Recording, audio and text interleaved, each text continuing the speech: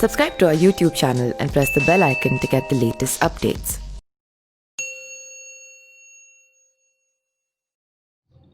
बिहार विधानसभा चुनाव 2020 में संविधान को बचाने के नाम पर भारतीय कम्युनिस्ट पार्टी यानी कि मार्क्सवादी लेनिनवादी या सीपीआई-एमएल ने अपने राजनीतिक विरोधी राष्ट्रीय जनता दल यानी कि आरजेडी के साथ गठबंधन किया है। माना जा रहा है कि यह भाजपा जनता दल यूनाइटेड गठबंधन को दबाव हो सकता है। लेफ्ट के हिस्से में आई 29 सीटों में सीपीआई सीपीएल 19 सीटों पर, सीपीआई 6 सीटों पर और सीपीएम 4 सीटों पर चुनाव लड़ रही हैं। भोजपुर की पार्टी कहे जाने के बाद सीपीआई-एमएल को सिवान, अरवल, जहानाबाद, ग्रामीण पटना और कटिहार में भी सीटें दी गई है। कई राजनीतिक जानकारों के इन चुनाव में सीपीआई-एमएल के एक्स फैक्टर कहा है। पार्टी ने 2000 में 6 सीटें, साल 2005 में 7 जीते, फिर उसी साल अक्टूबर में 5 सीटों पर चुनाव जीते थे। साल 2010 के चुनाव में इसके हिस्से की एक भी सीट नहीं आई, जबकि 2015 में इसके 3 उम्मीदवारों ने जीत दर्ज की है। एक इंटरव्यू के दौरान पार्टी के महासचिव दीपांकर भट्टाचार्य ने सीपीआई-एमएल ने गठबंधन में दृढ़ता की भावना लाई है, विशेष रूप से अति पिछड़ा वर्ग एमबीसी और अत्यंत पिछड़ा वर्ग ईबीसी। जीतन राम मांझी के नेतृत्व में हिंदुस्तानी अवामी मोर्चा और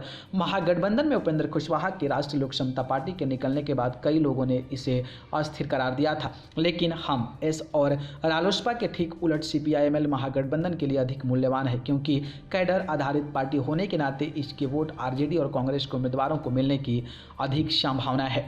एक राजनीतिक विश्लेषक ने कहा कि उन्हें लगता है कि पार्टी को पहले ही वर्षों में इतनी गिरावट का सामना करना पड़ा है कि उसे अपने दम पर बड़ी जीत का भरोसा नहीं था और इसलिए उसने राजद का साथ चुना। पटना विश्वविद्यालय के पूर्व शिक्षक नवल किशोर चौधरी ने कहते हैं कि राजद भी इतना बड़ा नहीं है कि वो सीपीआई-एमएल के कैडर्स को अपने साथ आने की बात कह सकता है। खासतौर से लालू राबड़ी के 15 साल के शासनकाल में जो हुआ उसके आधार पर तो बिल्कुल नहीं। तब बहुत सारे माले नेता राजद में शामिल हो गए। मांझी और कुशवाहा के बाहर निकलने के बाद तेजस्वी पर भी दबाव बढ़ा, तो यह दोनों के लिए एक अच्छा अवसर था। उन्होंने कहा कि वामपंथी गठबंधन के लिए विश्वसनीय भावना रखते हैं, जिसकी महागठबंधन को जरूरत भी थी। सचिन नारायण ने कहा कि सीपीआई-एमएल के प्रमुख समर्थक पिछड़े वर्गों में से हैं, जो कुशवाहा और मांझी के दूर जाने से बनी खाली जगह में स्पेस बना सकते हैं। राजद के मुस्लिम यादव को और वोटर बेस से वाम दलों को मदद मिलेगी। सीपीआई-एमएल का एमबीसी और वोट कांग्रेस और आरजेडी को मदद करेगा। सीपीआई-एमएल का वोट ट्रांसफर करने का ट्रैक रिकॉर्ड भी काफ़ी अच्छा है।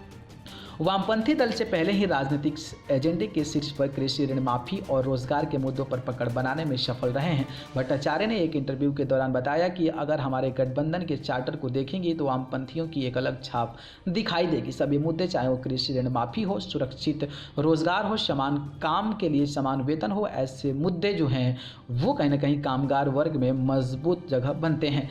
यह अपने आप में हमारे लिए एक सफलता है कि हम जिन मुद्दों पर इतने वर्षों से लड़ रहे हैं उन्हें इस एजेंडे में प्रमुखता मिली है। जब हम जीतते हैं और इन वादों को लागू किया जाता है तो राज्य के लोगों में बड़ा बदलाव होगा। न्यूज़ रूम से न्यूज़ लाइव की रिपोर्ट।